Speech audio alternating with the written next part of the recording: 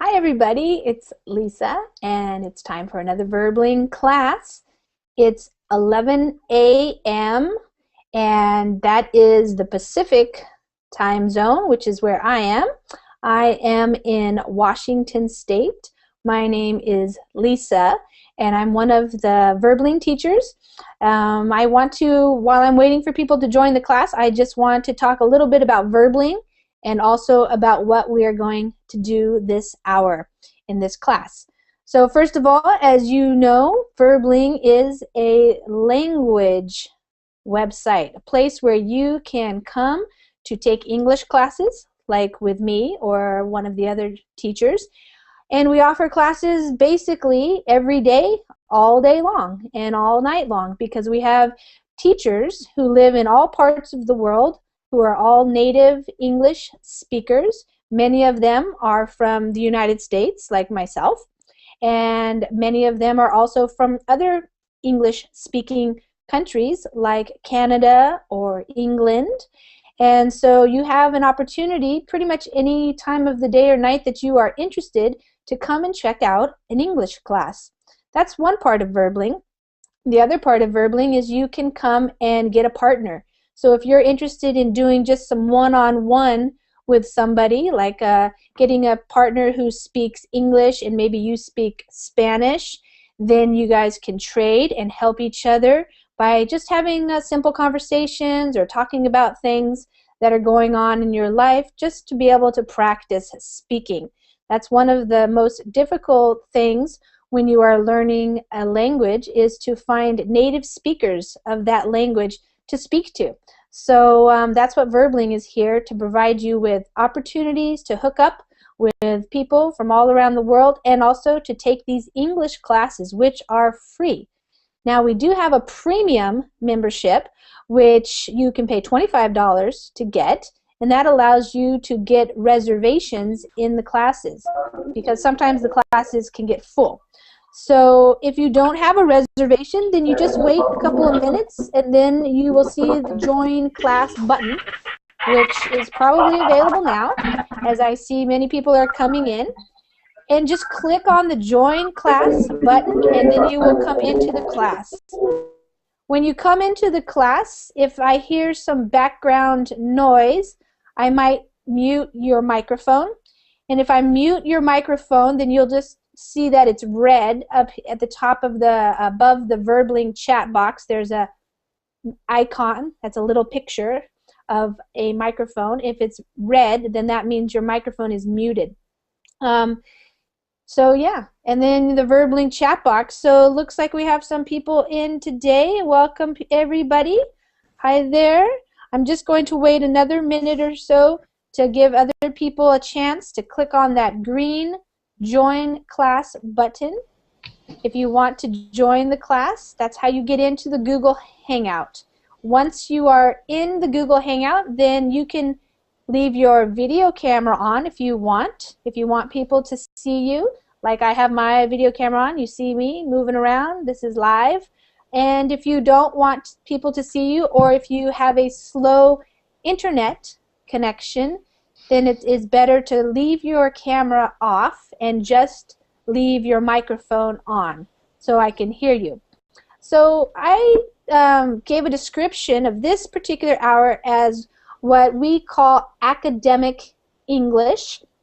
So this class is for intermediate to advanced and beyond people who have been studying English and who want to just use the English that they already have, or maybe take it to another level by reading some articles that are a little bit more difficult than just your regular everyday conversation or conversational English. So usually when you talk about English, just I'm sure the same in your native language, you have the everyday conversational language, which you'll talk with your kids, with your spouses, with your friends, and even with your colleagues at work. But then there's also a different level of your language, which is known as academic, or in this case, academic English. And this is the type of English mostly that you will encounter in reading textbooks, reading real literature, reading real works, whether it's about law or politics or social studies, history, things like that. So it just means that it uses more vocabulary words, words that you may not hear in everyday speech. So it's good to take a class like this.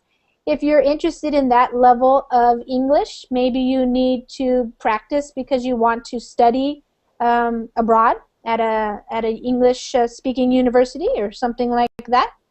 So I'm just going to stop talking now, and I'm going to introduce myself, and then I want you guys to introduce yourselves and get started, because I have actually 3 articles that I got together, all from the same author that I'll tell you about in a minute, because I just find his work very interesting. And so we're going to do that today. We're going to read some of his articles. I'm going to read, you're going to read, and we're going to discuss. Okay? So Ahmed, how about you introduce yourself and tell everybody where you're from? My name is Ahmed. I'm from Kuwait. Kuwait. Okay, wonderful. And what time is it in Kuwait right now? Is it late? It's 10 p.m. now. Oh, okay, not too late. Okay, Alfredo, how are you doing today? Hi, how are you? My name is Alfredo. I'm from Chile, Santiago of Chile. Nice. Okay, wonderful. And Duygu, I don't know if I'm saying that right. Yes, it's correct. Hi, I am from Turkey. I am Duygu. It's 9 p.m. here already. Okay, wonderful. And Maad, you're joining us. How are you? Hi, Liz. Fine, thank you, Lisa. I'm Imad. I'm from Syria, and right now I'm living in Egypt. It's now 9 p.m. In Egypt now. Okay, wonderful. And Gabor, how are you today? Hi, thank you, fine. I'm Gabor from Hungary. From Hungary. Okay, we have people from everywhere. Okay, Ismail, how are you today? Fine, thanks, Lisa. Hello, Lisa. Hello, everybody. I am Ismail from Turkey, Ankara. It's 9 p.m. in Turkey. Okay. And Maria, how are you doing today? This evening? I'm doing great. It's only 8:15 here, p.m. in the evening. The night is young. Yeah! I'm gonna party all night. You can take all kinds of Verbling classes for the next couple hours. I just had a class about this perfect continuous tense, or whatever it's called, perfect past. Whatever it's called, yeah. Yeah, I have been partying for, no, Sweet. I'm going to be partying. Yeah, I can't remember it now, but It's English party time. Yeah. Great. Okay, and Maria Jose, you're partying too, huh? Yeah, woohoo! I'm from Colombia. My name is Maria Jose. Here is 8:52 p.m. Okay. Yeah, and how's the weather there? You get to tell us. It's always good. Today God give us a surprise because it's cloudy, so the weather is more is colder than yesterday, so it's okay. Yeah, but we can't really believe Maria Jose when she says it's cold, because it's not cold. Oh yeah, I don't know the word, like fresh than yesterday. I don't know more. No, I'm just less hot. Less hot. Yes, I'm just playing with you. Chilly, perhaps. Yeah. You can say it's a little colder or a little more chilly than yesterday or something. Yeah, more chilly, yeah. No, it's not chilly. I think that is less hot than yesterday, because it's a little less hot. Yeah. Exactly. Yes. For all the students who are listening to us talk, I'm just joking, because Maria Jose, she lives in Colombia, and it's often very warm or very hot there. And other people live in countries where it's actually very cold, like with real snow. So it's a big difference. So, okay, and Michelle, are you there? Hi, I'm Michele. I'm from Italy. Okay. From yes. Italy. Okay, Michele. Okay. Yes. Good. It is not very cold today. Okay. Well, there are some parts in Italy that it can get pretty cold, huh? But typically it's also pretty warm in Italy. Yes? In northern Italy, it is colder now, but in the middle Italy and the southern Italy now it's warmer. Yeah, yeah. And in the mountains, they you have some good skiing in Italy, I think. Yes. Yeah. Nice. I like to ski. So, all right. Okay, great. So welcome everybody. Like I mentioned, we're going to be doing some practicing of academic English, and I'm going to give you now the articles that I chose, and you can click on the link that is in the Verbling chat box, and that will open up a Google document for you. And I've taken these, they're actually blog entries from an author, and I'm going to write his name up here at the top of this. His name is Daniel Coyle. A few days ago, I think maybe last week, we read one. I know Maria was here. I can't remember, Maria Jose or Ahmad, if you guys were here, where we talked about daydreaming, and so he writes in his blog. This particular guy is the author of many books, but one of his books that I particularly like is called The Talent Code. So what he's interested in studying is basically how do people develop skills, and how do people learn better, what are good techniques for learning, and also how do we study people who are at great successes, and how did they get there? What can we learn from people like that? So in his blog, he's often writing about these topics lately, because that's what his book, The Talent Code, was about. So that's what he's interested in. So he's been studying this, and so this is an idea of what academic English is. It's academic people who like to study particular topics, like psychological topics, political topics, things that have to do with the legal system perhaps, and then they write books. And they're not just novels that you would pick up at a grocery store or something like that, but they're more these kind of books that maybe professional people would read, or professors or students, and that type of thing. And so this is a blog that people who are interested in learning and building skills, they might be interested in. So if you've ever been a teacher maybe, or you're a coach of sports, or a coach, many times now we have people who call themselves coaches for business, a business coach, a relationship coach, things like that. So that's what kind of the topics that this guy writes about. And this particular one that we're going to start with is about practice, and the idea of practice. I thought it might be interesting and relevant also to language learning. So even though it's not specifically directed to language learning, which we are all doing here, it could be applicable to that. Okay? So the way we're going to do this is I'm going to read, and then I'm going to have some other people read, and then we're going to have a little discussion about it.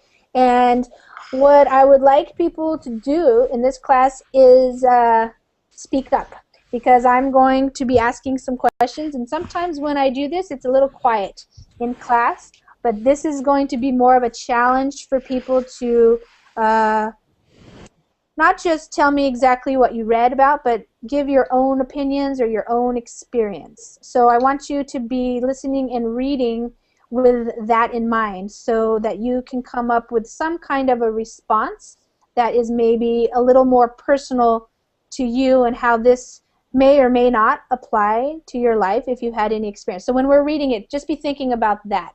And then, as always, if you have any questions, if you don't understand some words or some phrases or expressions, please just ask me. And it's better if you just turn on your microphone and talk to me, because sometimes when I get going and I'm reading and I'm listening to other people read, I don't always follow the Verbling chat or the Google chat. So it's better if you just speak up and just say, hey, teacher, or hey, Lisa. Or you can call me Lisa or teacher, whatever you prefer, and just ask your questions, okay? All right, so this is the first article. Like I said, it's a blog post that he wrote. If you were to survey 1 million parents, coaches, and teachers about their biggest barrier to improving performance, most would mention motivation. because while the science of talent has made many advances in recent years, motivation remains an area of profound mystery. How does it start? Why does it vanish? How do we sustain it in our families, our teams, our organizations? Okay, Maria Jose, would you like to start? Of course. If you were to survive 1,000,000 parents, coaches, and the teachers about their biggest barrier to improving performance, most would mention motivation. Because while the science of talent has made many advances in recent years, motivation remains an area of profound mystery. How does it start? Why does it vanish? How do we sustain it in our families, our team, or our organizations? Okay, good. I've come to realize that part of the problem might lie in one word, practice. Words are signals, and the signal the word practice sends is, this will probably be boring. Okay, Maria. Yes. Am I unmuted? Yeah, Yes, I think so. I can hear you.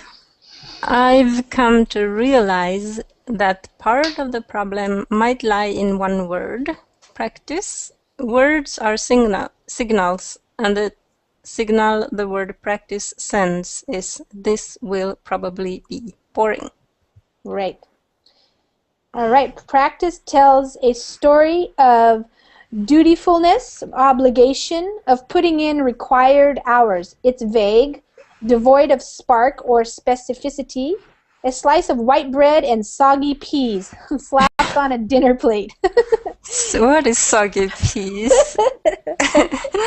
Okay, hold on. Let me just read that last one. Now go do your practice. I've got to go to practice. We have to practice all week.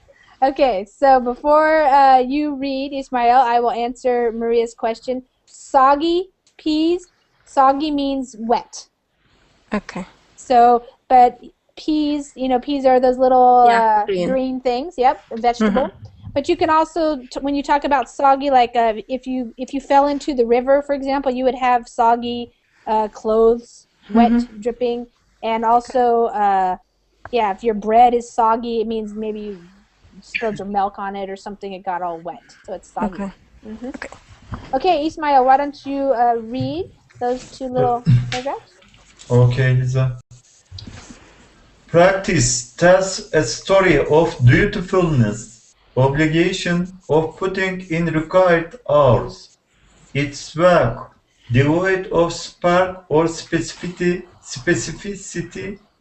a slice of white bread and soggy peas slapped on a dinner plate. Now, go do your practice. I have gotta go to practice. We have practice all week. And those are just like saying phrases that you will hear people say about practice. That's why I think many smart parents, teachers, and coaches are starting to avoid the word practice and replace it with words that tell a more precise, motivating story. Okay, Gabor? Yeah. That's why I think many smart parents, teachers, and coaches are starting to avoid the word practice and replace it with words that tell a more precise, motivating story. Many music teachers avoid the word practice and recommend using the word play instead. So instead of saying, it's time for you to practice piano, you say, time to play piano. A small change, perhaps, but an important one, because it puts the focus on the action itself. I recently learned of Jim McGuinness, coach of Ireland's County Donegal's absurdly overaccomplished Gaelic football team, who also avoids the P word and who instead talks about his team's rehearsals. Okay, Imad? Okay, many music teachers avoid the word practice and recommend using the word play instead. So instead of saying, it's time for you to practice piano, you say, time to play piano. A small change perhaps, but important one, because it puts the focus on action itself. I recently learned from Jim McGuinness maybe McGinnis. Coach McGinnis. of Ireland. Yeah, McGinnis.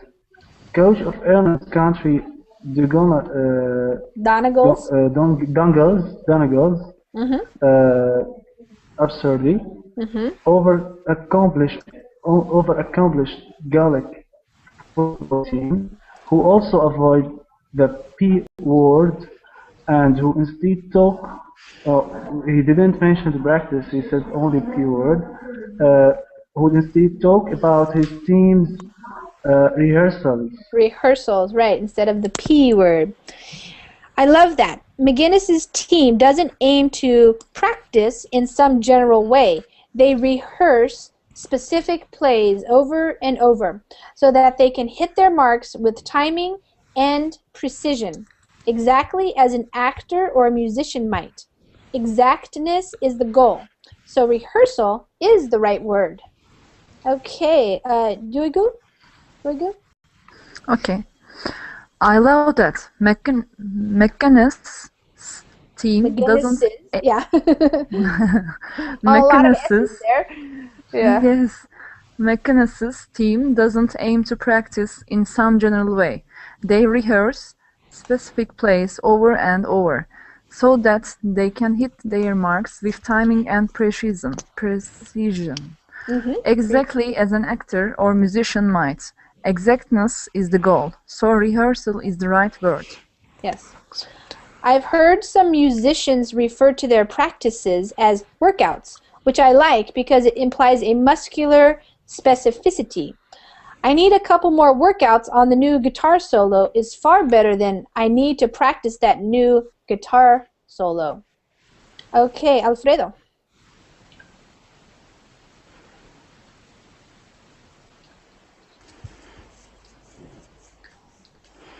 Maybe. Hi. There you go. Sorry.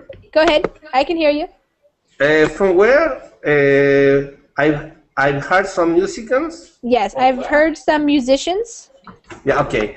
I've heard some musicians refer to their practice as workouts, which I like because it's implies a muscular specifically. I need a couple more workouts, and the new guitar solo as far better than I need to practice that new guitar solo. Mm-hmm. A high school. Okay. I continue. Or no. high school. Yeah. I'm gonna read it, and then I'm gonna have another person read. Okay. Thanks. Okay. A high school tennis team has outlawed the word practice and replaced it with the word training. They say they like it because it has more of a work ethic undertone, and also because it implies a goal. You're training toward a big event, not just practicing. All these terms work because they refocus the soft generality of practice on something more precise and useful. Okay, Ahmed?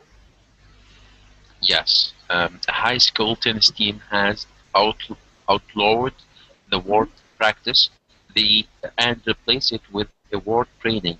They say that like it because it has more of a work ethic undertone, and also because it implies a goal. You are training toward a big event, not just practicing. All these terms work because they refocus the soft generality of practice on something more precise and useful. Mm-hmm. So generality of practice on something more precise and useful. Yes, good. They also underline a larger fact. Motivation isn't about handing out attaboys or telling people that they're awesome. It's about finding the right words to convey the harder, more precise truth about the process, the goal, and where to put the effort. What other words work for you? Okay, Jose, you just joined us. I'm not sure if you want to read this last paragraph. I don't know if you have the Google Doc opened or not. Sorry to be late. I need 2 minutes. Okay. Skip. Okay. Sure. Maria Jose, do you want to read that last paragraph before we talk about it?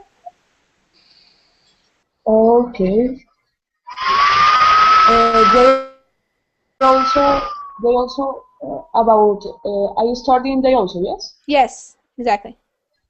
Okay. They also underline a larger fact. Motivation isn't about handing out at a voice or telling people that they're awesome. It's Awesome. about finding the right words to convey the harder, more precise truth about the process, the goal, and where to put the effort. What other words works for you? Okay.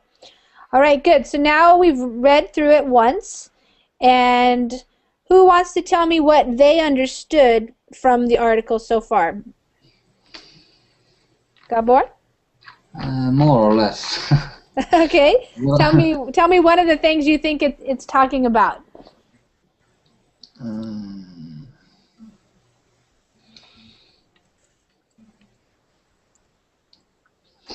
I don't think. Okay. Anybody want to give it a go? What it's about the word practice. What is he saying about the word practice? Can I say something about the article? I think Yes. that the main idea in the article is that we have to change some words or some ideas when we talk about how do you say that, a practice or a training about a topic and specifically, or a study like studying English or practicing a sport or something like that. Yes. It's something about the neurological programmation, I think. So it's Okay. about. Yeah. Did anybody else have another thing that they understood from reading the article? Yes, Lisa. Okay, Ismail? Article is about motivation barrier, and there is a barrier in motivation, and the root cause of this barrier is one word. This word is practice, and the writer tell us using different words instead of this word, practice. Yes. Because this word is boring, and it means a little not good meaning to work or to train in a subject. Yeah.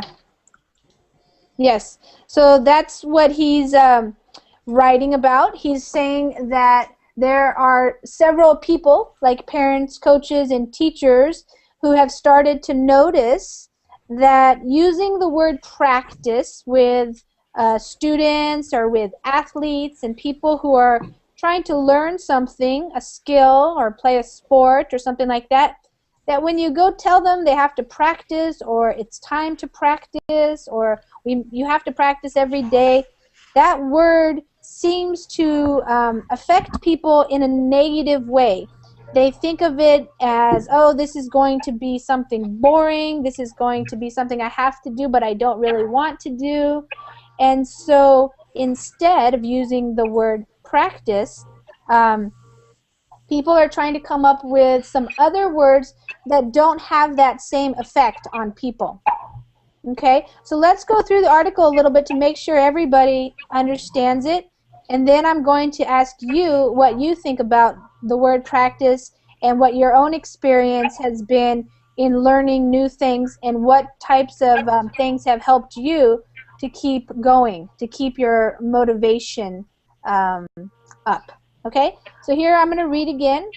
If you were to survey, does everybody know what to survey means? When you ask people questions, that's to take a Questionary. survey. Questionary. Like a questionnaire. Yeah. Public survey. Exactly. So when you want to find out some information, you do a survey. So for example, if you want to find out who likes to eat at a particular restaurant, or something like that, you might ask a survey. I could do a survey in the Verbling classes, like which type of classes do you like the best? That would be a survey. I would be asking people. Okay. So if you were to survey 1 million parents, coaches, and teachers about their biggest barrier to improving performance, most would mention motivation. So who can tell me what that sentence basically says, but tell me in different words? What is that sentence telling us there? It's kind of a long one. Primary. Basically primary. Maybe, Lisa. Okay. Well, it's saying that if you ask a bunch of people about their biggest barrier to improving performance. So, for example, as a teacher, I'm here because I want to help you improve your English, right? And that's Yes. why you're here too, okay? And so what is a barrier to helping you be able to do that? It might be motivation. So that's what they're saying. So the most people would mention motivation. So if you think about it, kids who are learning to read perhaps or something, and the teacher's trying to help them learn how to read. One of the reasons why some kids don't get better, they don't improve, is because they're not motivated. They don't really feel like doing it. It's boring. Or it's not something that somebody has been able to inspire them about. So the motivation is your interest in doing something. That's what motivation means. So some people, like you people who are here, I would say that you have a high motivation because you're taking, you have a high motivation to improve your English because you're taking time out of your day to spend time taking a class, and you are maybe pushing yourselves a little bit. This is not an easy class.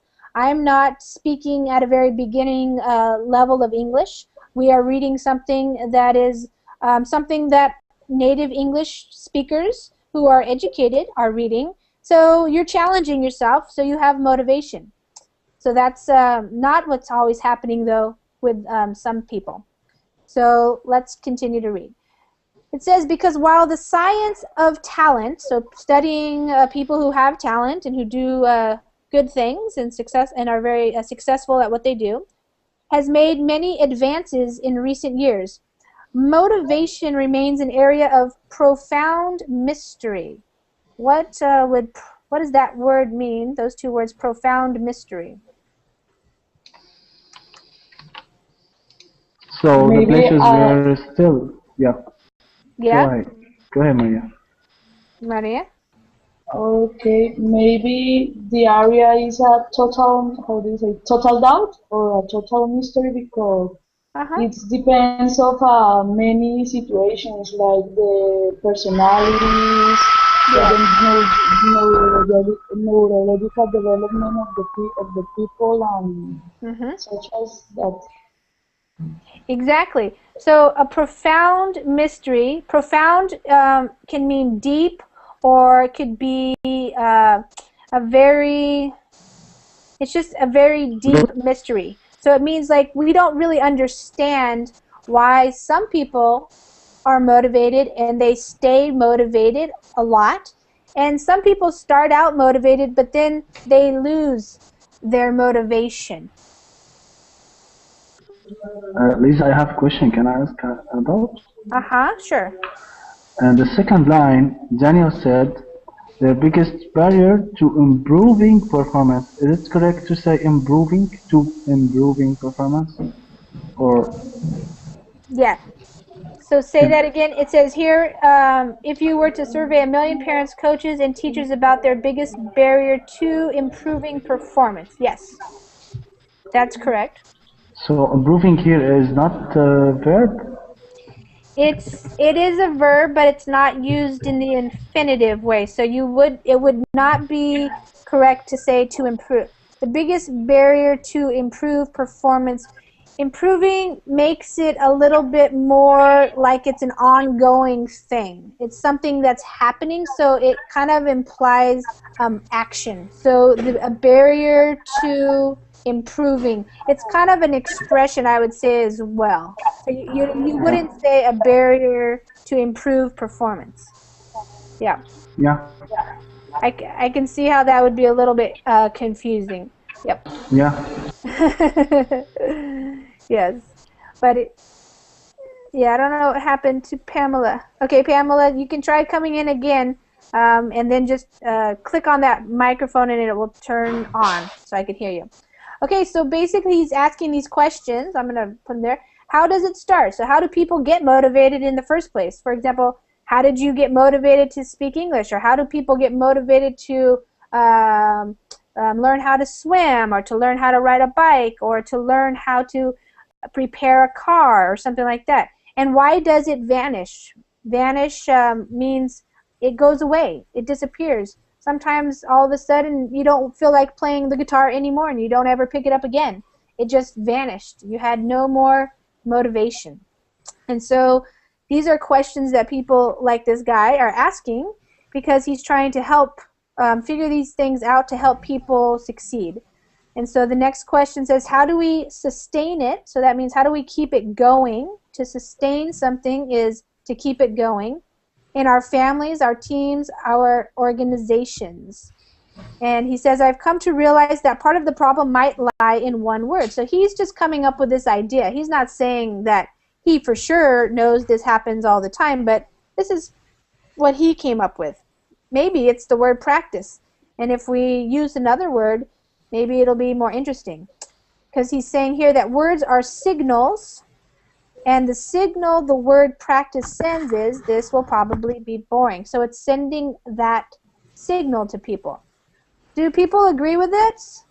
Maria Jose, do you think the word, like if your mom says, okay, Maria Jose, it's time to go practice piano, would you think that that would be kind of boring? Yeah, because maybe it's like the way that she said it, it's like an obligation or something like that. Yeah, that's a good word. Yeah, obligation. Yeah, so I don't like when the people oblige me to do something. I prefer than they say me like, hey, you have to, or hey, you can do it because you need to improve your whatever skill or something like that. Yes. Or it is like a challenge. It's better because I like when the people challenge me. Yeah. So it's better in that way. But if my mother or some teacher said me like, you have to do like 30 exercise to learn how to do a mathematical operation, is quite boring. Yeah, yeah. But if he said you like you know if you are 30 exercise, you prove me that you are capable of do that or something like that. Yeah, so more like a game almost. Yeah. Yeah. Right. Yeah, I wanted to just speak to what you said, obligation, because that's a word that was in the article, and I think that's a really good, interesting idea that when people require other people to practice things like it's an obligation, like you have to do it or else, then, yeah, what we call is your autonomy comes up. So a person's autonomy means when you get to decide for yourself how you're going to live your life. So if your mom's telling you practice your piano, sometimes what can happen for people is we say their autonomy comes up, and then they say things like, hey, I'm going to do it when I want to do it, or I don't want to do it, and and then you have a resistance to it, maybe. Yeah. Maria, sorry, Maria, what about you? What about the word practice? Has that ever been a negative word for you? Honestly, I have never thought about this, but I think this author has a point. I think it's pretty good because practice is something that is like walking in a circle, and with no reward. It's like that. Yeah. And so if you can see the goal, or that there will actually be some sort of benefit for you, or that you can gain something from it, you would do it much with a smile on your face, like. Yeah. You're much more happy to do it. Yeah. Jose, I was thinking about another word, like we use some words we say like they are stigmatizing. Yes. Stigmatizing. Yes. Stigma. I don't know if it's an English word, but yes, but they have a stigma. Yeah. Perhaps that is something different. from labeling something or? I think that you could use that word here to describe that the word practice has a stigma associated with it, and Yeah. it's usually associated with, like he says here, oh, it's kind of boring, and it comes a lot of times from, basically like kids, for example, they say they want to learn to play the guitar, let's say, and of course it takes practice. I mean, you have to play the guitar in order to learn to play the guitar, right? But they don't necessarily want to practice. They just want to know how to play the guitar, you know? Yeah. And so it's kind of, or like a soccer team. Like they all signed up to be on the soccer team. They want to play soccer. They like playing soccer, but sometimes they're like, I don't want to go to practice. Like they want to go play the game, but they don't want to practice. Yet coaches and teachers know that practice does help you improve. Like you will improve and get better if you practice specific skills. But using the word practice maybe is what is getting people messed up, perhaps, is what he's saying. Perhaps, you know. Okay, let's go over to continue here. Practice tells a story of dutifulness. So something, if it's a duty, you have to do it. An obligation, same thing. Of putting in required hours. So sometimes people say, oh, you have to practice every day for 2 hours, something like that.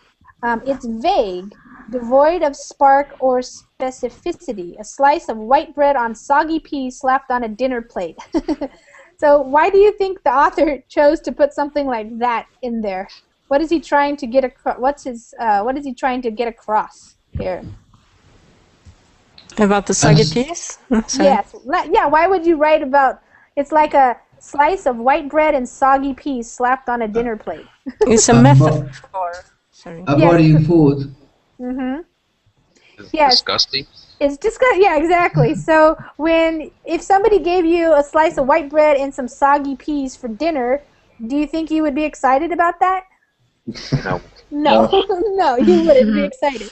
So that's just like like a metaphor. So it's kind of the same thing. Like when you hear, oh, you have to go put in, an hour of practice, you might think, ugh, that's like eating soggy peas. That's how exciting it sounds to you. So What is basically, devoid of, yeah. So when something is devoid of, it means it's not there. So a void is an emptiness. And devoid is it's empty. So there's no spark in it. So devoid of spark means it's no fun. It's vague. Vague means it's not very specific. It's very like, okay, go practice. But what am I supposed to practice? Am I supposed to practice my scales or a particular song or just a couple of measures of that song if I'm playing an instrument, for example? Yeah. So it's vague. So that's what he's saying. So all these kinds of phrases, now go to your practice, or oh, I've got to go to practice, those are things that people say. You hear people say those things, and they don't sound very excited about it. Okay? So he says that's why I think many smart parents, teachers, and coaches are starting to avoid. So when you avoid something, it means you don't use it, or you don't want to go there. So to avoid the word practice and replace it, so you put something else in its place, with something that is more precise and so it's a more motivating story. And so one of those words is play. Okay, so instead of using the word practice, you might just tell your child it's time to play the piano. Because playing is a word that's associated with what? Anybody want to take a guess? What does it mean to you if I say, hey, let's go play? Leisure. Yeah, something that's fun and something that you like to do, right? Usually, for example, if two people said, okay, hey, Maria, let's go play on the beach, or let's go work on the beach, what would you rather do? Play. Yeah. Let's play basketball, or let's train basketball, maybe. Yeah, right. Yeah, exactly. So playing is a more motivating word. It has, it makes you think of something that's enjoyable, something that's fun. Yeah, it's fun. It's not work. It's not hard work. Okay, and so this is what he gave an example of this. and it's by this Irish football team. We say soccer here, but it's football everywhere else. So an Irish soccer team, he used these words right here, which you might not understand. Absurdly over accomplished. It means this team is so good, it's just crazy. They're over accomplished. They're like just very, very good. He's making it sound. Absurdly means like crazy. They're just way better than everybody else, probably in their league. And he's saying that they avoid the P word entirely, and instead they talk about rehearsals. All right? Do you guys know where they usually talk about rehearsals? In what kind of field do you usually hear the word rehearsal? In In the an military. orchestra. Orchestra. In the military. Are using Okay. In a choir. Yeah, in a choir, in the theater, for example. Yes. So that is a word that does mean practice, but it's actually rehearsing. You're actually going over like your lines, perhaps, or if you're doing a rehearsal in the military, you're doing maneuvers. So usually it's a little bit more specific and not just general. So that's what he's saying here, because practice is general, something general here, but they rehearse specific plays over and over. So that's the key thing that he's talking about here, so that they can hit their marks.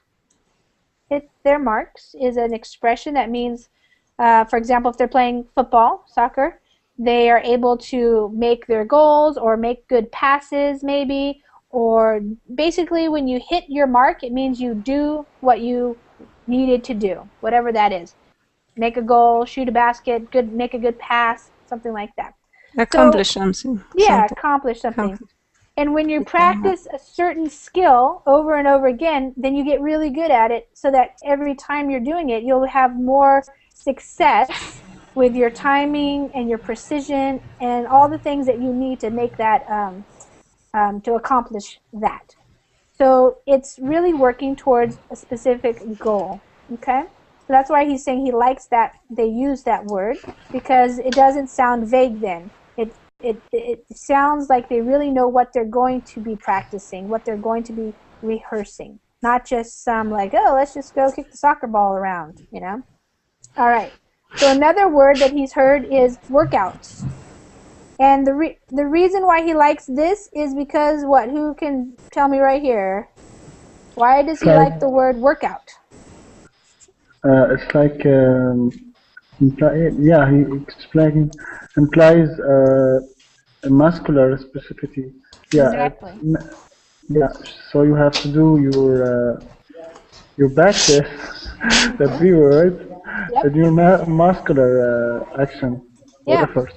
So a lot of times the body, when the body is involved in learning something, you remember it more. So for example, a workout, the word workout is, what is that? I don't know what that was. The workout is usually used in for talking about exercising or doing a workout at the gym. I'm going to write it here. So it's usually talking about a workout is like a body thing.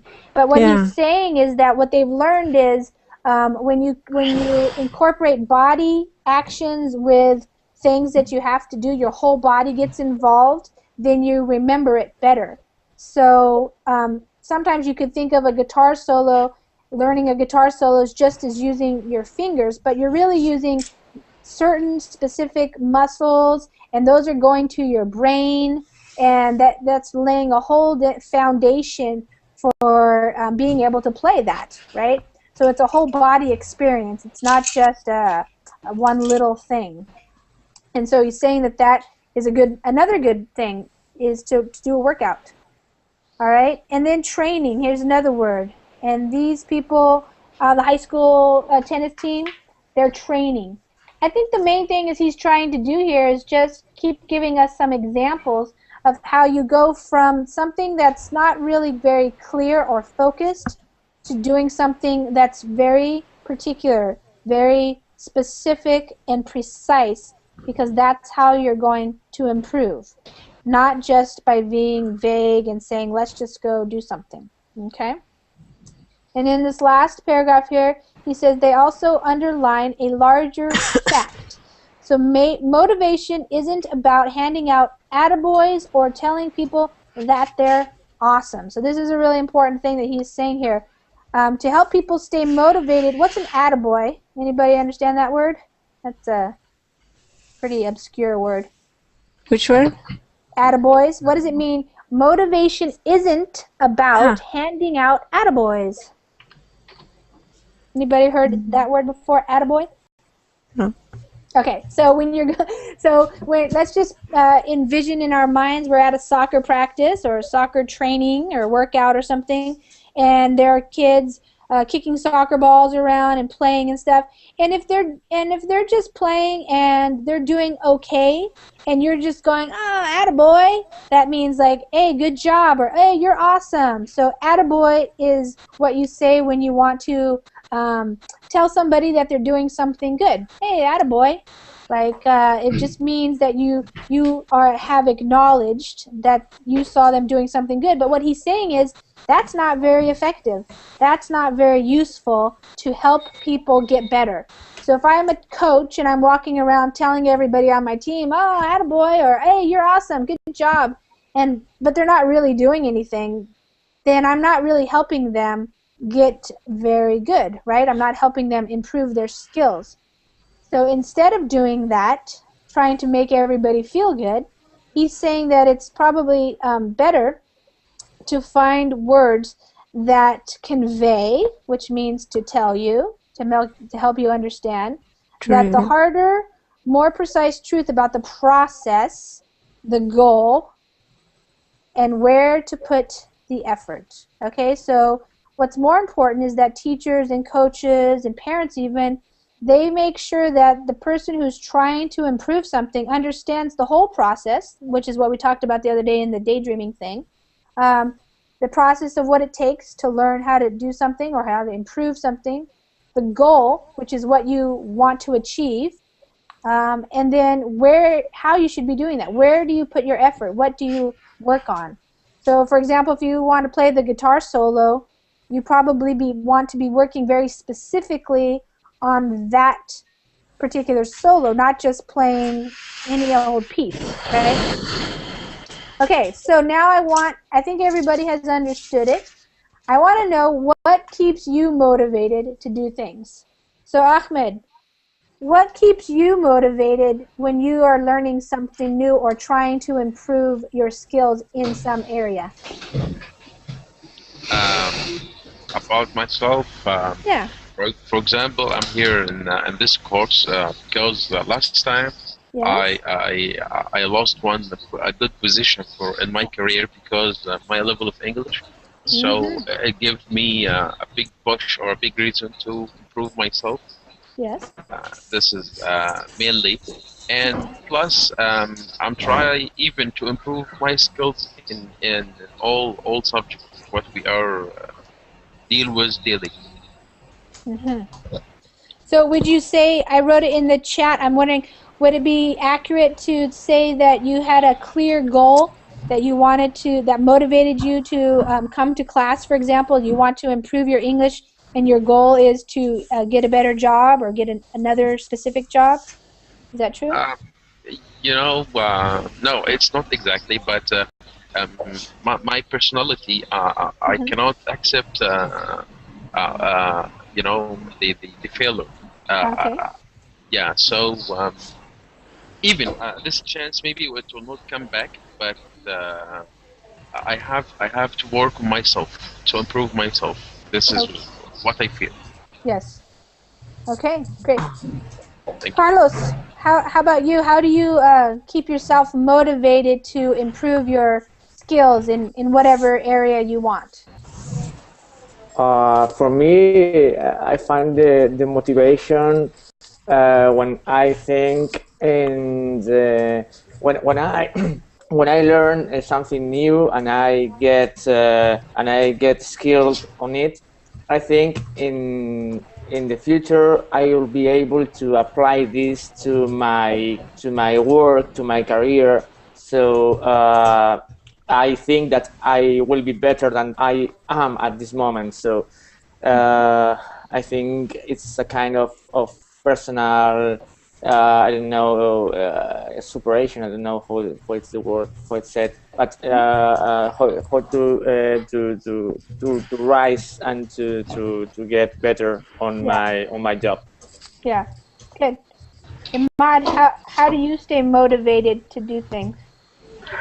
Well, I usually get my head together or ideas together when I understand the situation and convinced about something. Then I will be fit and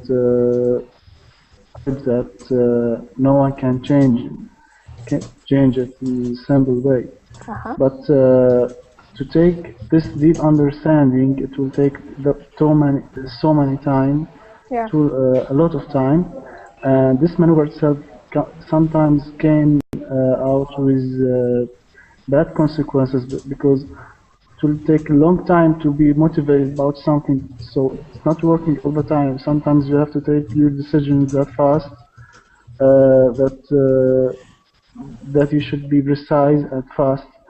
And this is why I'm not always successful with that fast reactions or something that you need to be fast, to be motivated in that fast.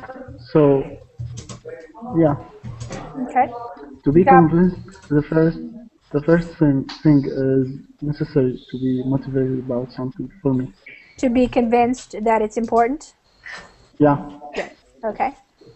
Gabor, how do you stay motivated?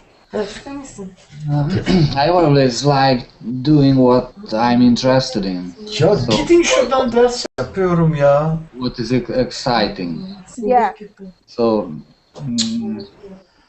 I think the most important to keep interested in what we are doing. So Does that include having fun, doing it in a fun way? Yeah. That it's fun? Yeah. yeah, I like reading stories or novels. What I'm interested in. Sure. Good. Yeah. Okay, Ismail, how about you? How do you motivate yourself to improve skills? I see you just Yes. wrote something. I try to write Yeah. my thinking about this article, Lisa. Yeah. Okay, I'm going to read it. Go ahead. You can talk while I read it. Let's see. Yes. Okay, well, I'll read it. There are different parameters to motivate us. Some of them come out from inside and some of them come from outside. If you like something to motivate yourself, but if you don't like it, you get bored, right? So after a while, I think a little different from the writer in this article, changing the words makes things funny.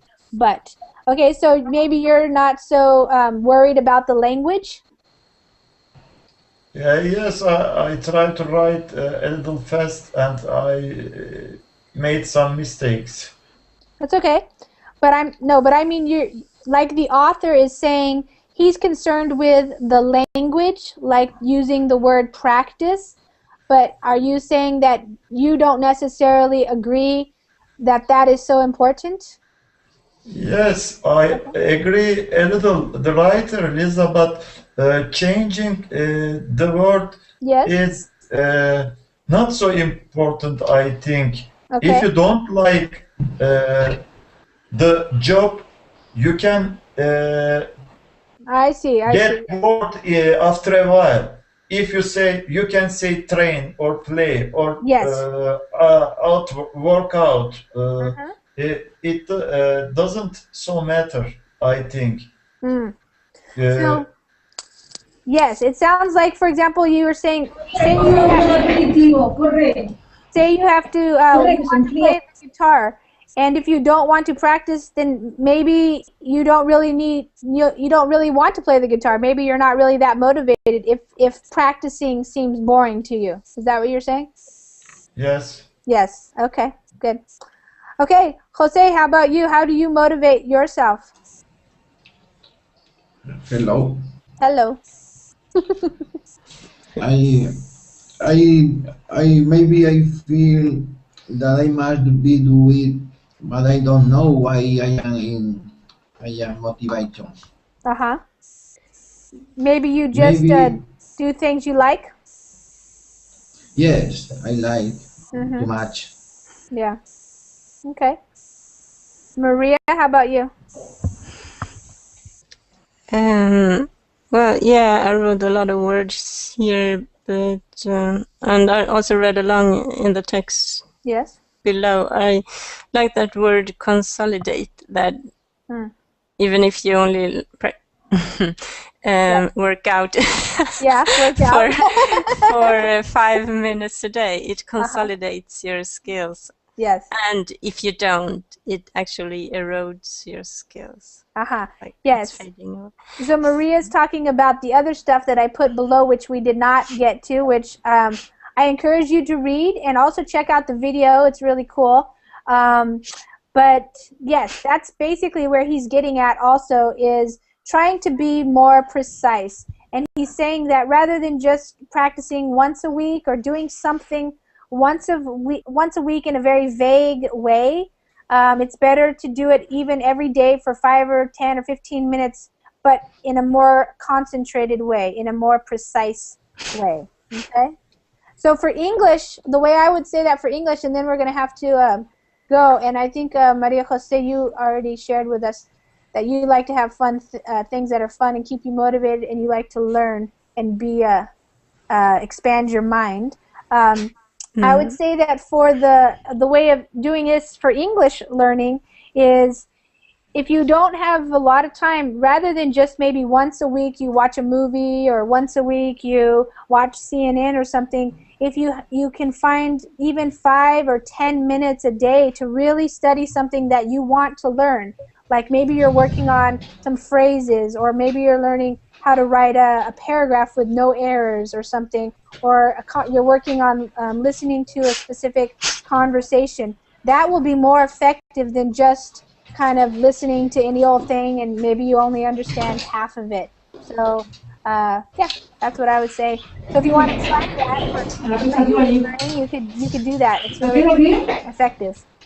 Okay? Well, yeah, Yes, Maria? sorry. Go ahead. Yeah, I probably have to read the book, but I was gonna ask you if you guys are more motivated, if you can find motivation like by yourself, or if you are motivated like when you are working together with people. Yes. Like, do you need other people to find motivation, or yes, can you find motivation? Yeah, well, I think that's a great question, and we could have another whole class on motivation and inspiration.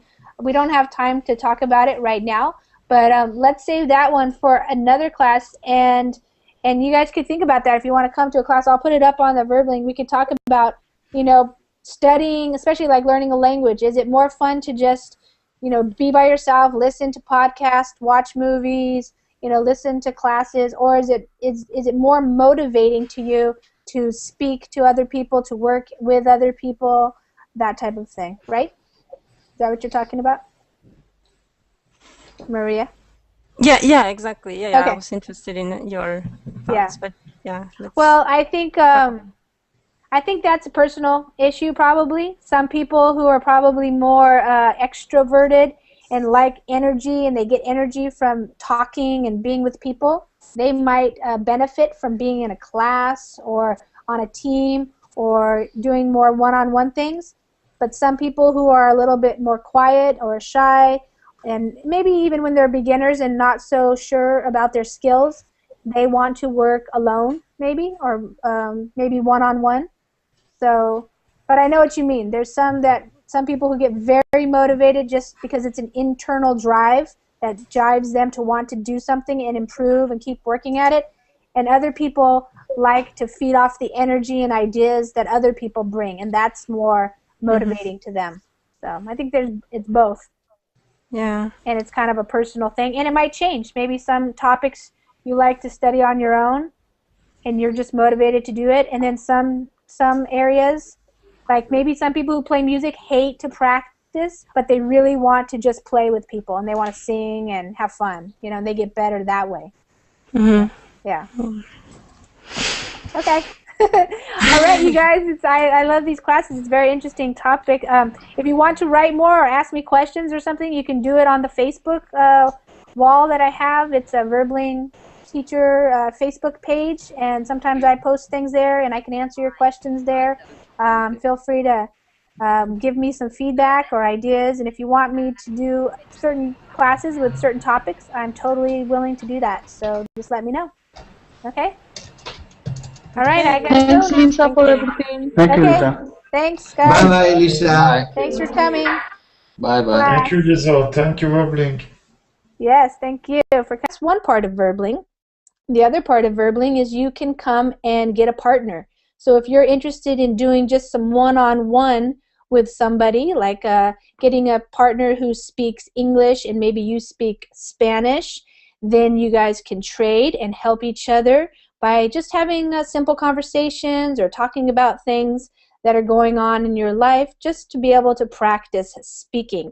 That's one of the most difficult things when you are learning a language, is to find native speakers of that language to speak to. So that's what Verbling is here to provide you with opportunities to hook up with people from all around the world, and also to take these English classes, which are free.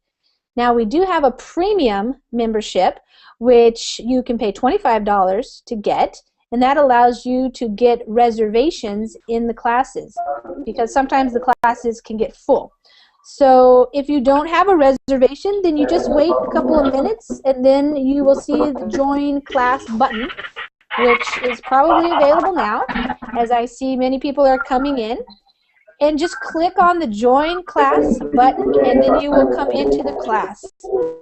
When you come into the class, if I hear some background noise, I might mute your microphone.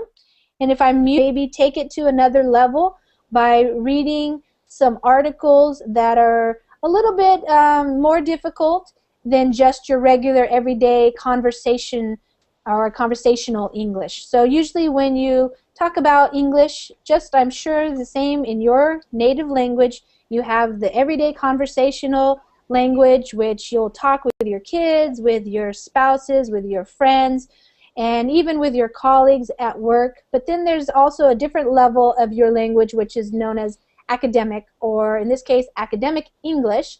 And this is the type of English mostly that you will encounter in reading textbooks, reading real literature, reading real works, whether it's about law or politics or social studies, history, things like that.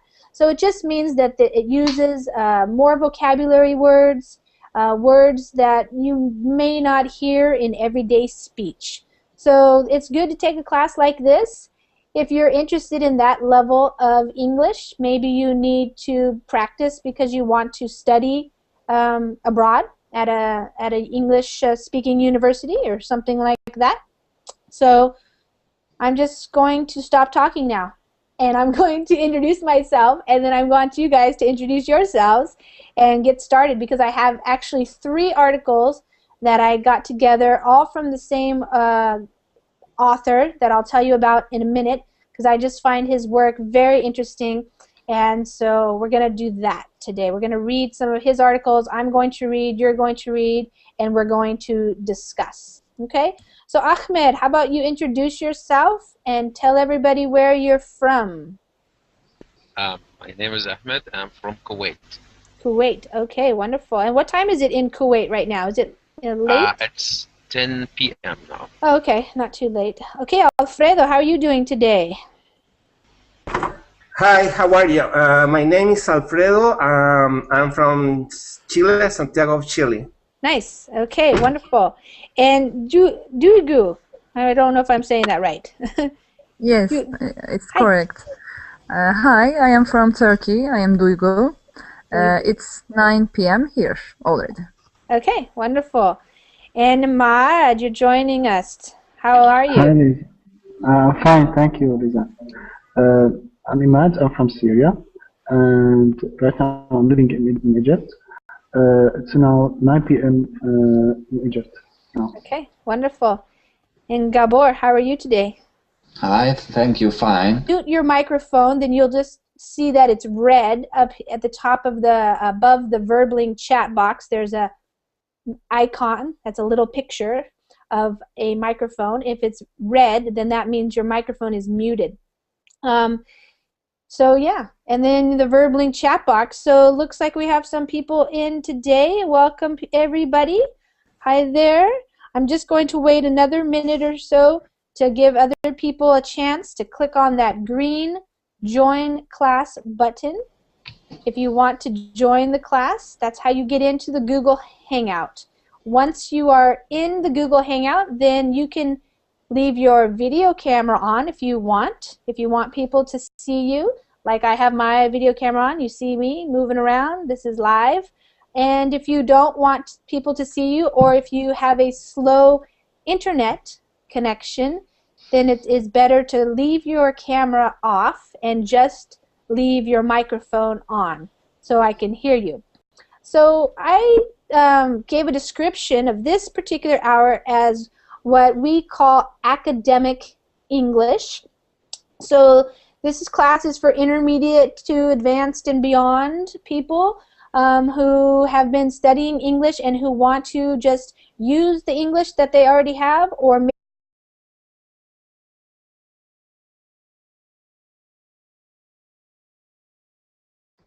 Hi everybody, it's Lisa and it's time for another Verbling class. It's 11 a.m. and that is the Pacific time zone, which is where I am. I am in Washington State. My name is Lisa and I'm one of the Verbling teachers. I want to, while I'm waiting for people to join the class, I just want to talk a little bit about Verbling and also about what we are going to do this hour in this class. So first of all, as you know, Verbling is a language website, a place where you can come to take English classes, like with me or one of the other teachers. And we offer classes basically every day, all day long, and all night long, because we have teachers who live in all parts of the world who are all native English speakers. Many of them are from the United States, like myself, and many of them are also from other English-speaking countries like Canada or England. And so you have an opportunity pretty much any time of the day or night that you are interested to come and check out an English class.